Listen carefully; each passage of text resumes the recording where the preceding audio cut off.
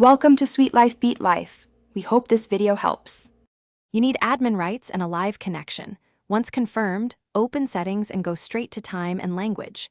Make sure automatic time is visible and turned off so you can edit fields. If you prefer control panel, open date and time and click change date and time. This gives the same controls. You're starting now to avoid delays. Don't waste time on background apps. Once the panel is open, prepare to set zone then the clock value manually. First, select the correct time zone so offsets calculate properly. Once done, use the manual fields to set the hour and minute precisely. You can switch between 12-hour and 24-hour format in regional settings if needed. Make sure daylight saving time auto-adjust is configured correctly, otherwise your clock will jump later. If you're syncing with an NTP server, set the server address now and test sync. Take a breath. Confirm the displayed time matches a reliable source, and proceed to finalizing.